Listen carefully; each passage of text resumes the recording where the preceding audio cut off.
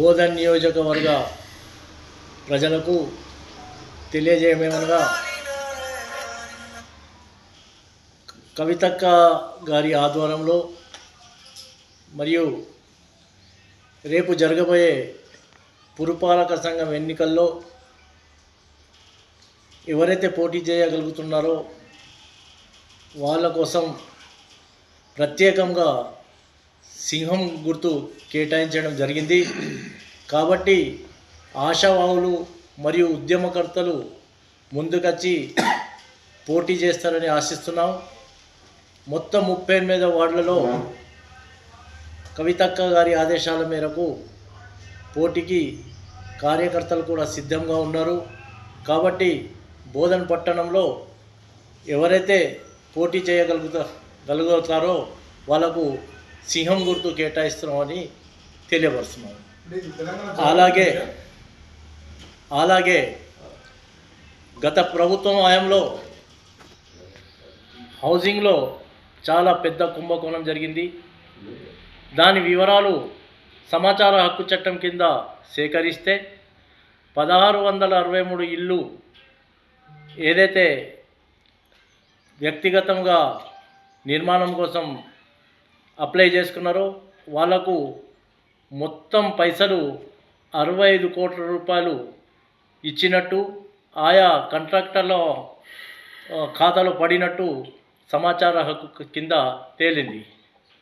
ప్రత్యేకంగా బోధన్ ప్రజానీకానికి తెలియజేయమనగా ఎన్నో అవినీతులు జరిగిన పెద్దలు ఇంకా పెద్ద మాట్లాడుతూనే ఉన్నారు. అవినీతి పరులే ఎక్కువ మాట్లాడుతున్నారు. కాబట్టి ప్రజలు గమనించాలి. జరగబోయే పురపాలక సంఘంలో వాళ్ళకు బొందబెట్టాల్సిన అవసరం ఉందని మేము తెలియజేస్తున్నాము. త్వరలో లబ్ధిదారుని పట్టిక సేకరిస్తాం. ఎవరైతే లబ్ధిదారులకు పైసలు అందలేదో, ఎవరైతే కాంట్రాక్టర్లు పైసలు తీసుకుంటారో వాళ్ళకి కేసు పెట్టేందుకు మేము సిద్ధంగా ఉన్నాము. కాబట్టి ఎవరైతే 70,000 రూపాయలు మాత్రమే అందినాయో వాళ్ళ పైసలు కాంట్రాక్ట్ ఖాతాలో మొత్తంగా చేరినట్టు మనకు సమాచార హక్కు చట్టం కింద తెలియపరిచింది. కాబట్టి ప్రజలు గమనించవలసిందిగా కోరుతున్నాం. తెలంగాణ ఈరోజు బోధన్ నియోజకవర్గ స్థాయిలో కమిటీ సభ్యులందరం కలిసి కవితక్క గారి ఆధ్వర్యంలో కొత్త పార్టీ నిర్మాణం కోసము పార్టీ పనులన్నీ కొంతకాలంగా జరుగుతూ ఉన్నాయి. పార్టీ గుర్తులు ఇంకా రాలేవు. కాబట్టి అప్పటి వరకు తెలంగాణలో కవితక్క గారికి సంబంధించిన ఆమె ఎక్కడెక్కడైతే పనిచేసి అది చేసిన ఉద్యమకారులు ఉన్నారు. నిజామాబాద్ జిల్లా కానీ, జగిత్యాల కానీ, కరీంనగర్ కానీ, మంచిర్యాల కానీ, ఇటువంటి అన్ని బాన్స్వాడ కానీ, బిచ్కుంద ఇటువంటి ఏరియాలో అన్నిట్లో కూడా మున్సిపల్లో మరి అప్పుడున్న ఉద్యమకారులకి టీఆర్ఎస్ ప్రభుత్వంలో కానీ, కాంగ్రెస్ ప్రభుత్వంలో కానీ ఉద్యమకారుల్ని మొత్తం మర్చిపోయి ఎవరైతే ఒక పార్టీ పరంగా ఉద్యమ పార్టీ బీఆర్ఎస్గా మళ్ళీ మర్చి కేసీఆర్ గారు, బీఆర్ఎస్ వచ్చిన తర్వాత కూడా ఉద్యమకారుల్ని మొత్తం మర్చిపోయి కాంగ్రెస్ కూడా వాళ్ళని పూర్తిగా మర్చిపోయిన తర్వాత దాదాపు 10-15 సంవత్సరాలు కాలయాపన చేసిన దాకా ఉద్యమకారుల పరిస్థితి ఇప్పుడు ఆందోళనకర పరిస్థితిలో ఉంది. వాళ్ళ గురించి కూడా కవితక్క గారు ప్రత్యేకంగా ఉద్యమం చేపడతా ఉంది తెలంగాణ వ్యాప్తంగా. దాంట్లో భాగంగా మున్సిపల్లో ఇప్పుడు యువత కానీ ఉద్యమకారులు కానీ ముందుకొచ్చి అక్కగారికి మరి మేము కూడా పార్టిసిపేట్ చేయాలా మున్సిపల్ ఎలక్షన్లో అని చెప్పేసి కోరడం జరిగింది. దానికి సంబంధించి అక్కగారు ప్రస్తుతానికి ఎలక్షన్ కమిషన్కి మాకు గుర్తు కావాలని చెప్పేసి కోరగా ఎలక్షన్ కమిషను లయన్ గుర్తును ప్రకటించినట్లు ఇలా అన్ని ఛానళ్ళల్లో కూడా బ్రేకింగ్ న్యూస్లలో వస్తూ ఉంది. మరి మున్సిపల్ ఎలక్షన్లలో రేపటి నుండి అన్ని మున్సిపల్ దగ్గర నిజామాబాద్ కానీ, బోధన్ కానీ మొత్తం రాష్ట్ర వ్యాప్తంగా ఎక్కడెక్కడ పెడతారో అక్కడ కూడా రేపటి నుంచి యాక్టివ్ అయ్యి అన్ని కమిటీ సభ్యులంతా కాన్స్టిట్యూన్సీ కమిటీలు ఇప్పటికే వేసుకోవడం జరిగింది, జిల్లా కమిటీలు వేసుకోవడం జరిగింది. సభ్యులందరూ కలిసి మున్సిపల్ ఎలక్షన్ ముందుకు పోవడం జరుగుతూ ఉంది అక్కగారి ఆదేశాల ప్రకారము. మరి ఎక్కడ రిజర్వేషన్లు కూడా కొన్ని చోట్ల వాళ్ళకు అనుకూలంగా కూడా కాంగ్రెస్ పార్టీ ఇచ్చుకున్న పరిస్థితి కూడా కనబడ్డది. దాని మీద కూడా ఇప్పటికే కొంతమంది కోర్టుకు వెళ్తే నిజామాబాద్లో ఒక 3 స్థానాల దగ్గర కోర్టు దాని మీద స్టే ఇవ్వడం జరిగింది, దానికి ఒక డేట్ ఇవ్వడం జరిగింది.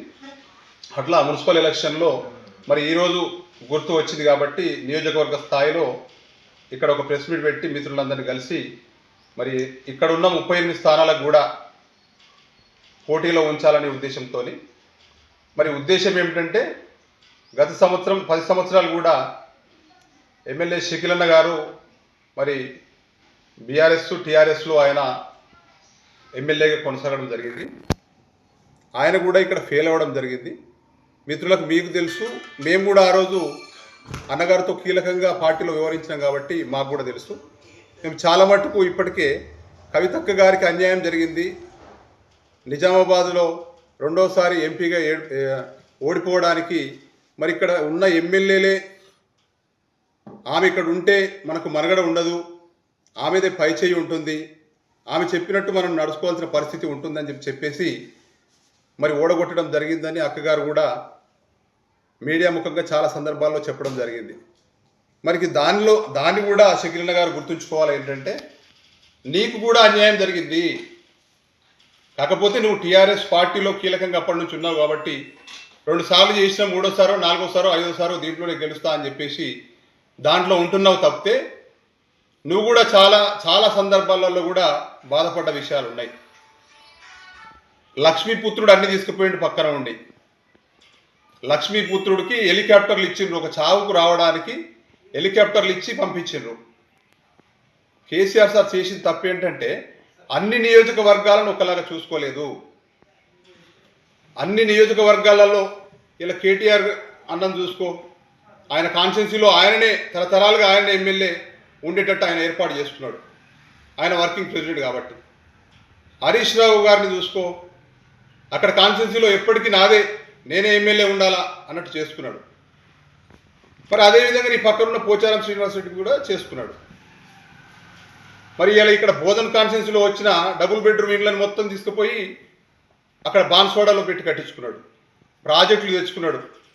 మరి లక్ష్మీపుత్రుడు అని అన్నీ ఇచ్చేసిన తర్వాత కూడా ఆ లక్ష్మీపుత్రుడు ఇలా క్లియర్గా బీఆర్ఎస్ లేదు, టీఆర్ఎస్ లేదు, ఏం లేదు, నాకు నా కాన్స్టిట్యున్సీ ప్రజలు కావాలా, నా ఆలోచన విధానాలు నా కాన్స్టిట్యున్సీలో నడవాలా, నేను లీడర్షిప్ చేసిన రోజులు నేను నా కొడుకు చేసుకోవాలని ఆయన అంత సవ్యంగా చేసుకున్నాడు. అక్కడనో పెద్దోళ్ళ దగ్గరనో కేసీఆర్ దగ్గరనో ఇంకో దగ్గర మేనేజ్ చేసుకుని ఇవాళ కాంగ్రెస్ పార్టీలోకి వెళ్ళిపోయాడు. కానీ షకీలన్న ఒకటి విన్నవించుకుంటుంది ఏంటంటే, కవితక్క గారికి ఎట్లా మోసం జరిగింది అని అనుకుంటున్నారు అందరు కూడా, ఆమె ఎప్పుడు మీడియా ముందు అక్కగారు చెప్తా ఉన్నారో నీ పరిస్థితి కూడా అట్లనే జరిగింది. కాకపోతే నువ్వు 2 సార్లు మైనారిటీ ఎమ్మెల్యే గెలిచినావు. మైనారిటీ ఎమ్మెల్యేలకు ఎక్కడ స్థానం ఉంది? ఎక్కడ స్థానం ఉంది రాష్ట్రంలో, తెలంగాణ రాష్ట్రంలో? కేటీఆర్ గారు కేసీఆర్ గారు ఎందుకు ఆలోచించలేదు నీకు మినిస్ట్రీ ఇవ్వలేదని చెప్పేసి? ఇక్కడ ఉన్న మున్సిపల్లో ఇప్పుడు పోటీకి పోతే నువ్వు మైనార్టీలకు ఏం చెప్తావు సమాధానం? ఒక్కసారి మైనార్టీలు తీసుకొని మైనార్టీ గల్లీలు మొత్తం తిరిగి చూడు, డ్రైన్లు ఎట్లున్నాయి, వాళ్ళ వ్యవస్థ ఎట్లుంది, మసీద్ దగ్గర ఎంతమంది బయట కూర్చొని ఉన్నారు మైనార్టీలు అనేది. నేను ఇప్పుడు కారులో వస్తుంటే చూసుకుంటూ వచ్చిన. ఎందుకు ఈ వ్యవస్థ ఏర్పడ్డది? ఎందుకు 10 సంవత్సరాలు కూడా ఇక్కడ ఎమ్మెల్యేగా ఉన్న తర్వాత నువ్వు డెవలప్మెంట్కి ఇక్కడ ఉన్న ఎంపీ గారిని పట్టుకొని, లేకపోతే నువ్వు ఎమ్మెల్యే దగ్గర నుండి మరి ముఖ్యమంత్రి దగ్గర డైరెక్ట్ పోయి మరి తెచ్చుకోలేని పరిస్థితి ఉండే ఆ రోజు మీకు. అసలైన తొలి వెలుగు. ఫాలో వాట్సాప్ @తొలి వెలుగు official.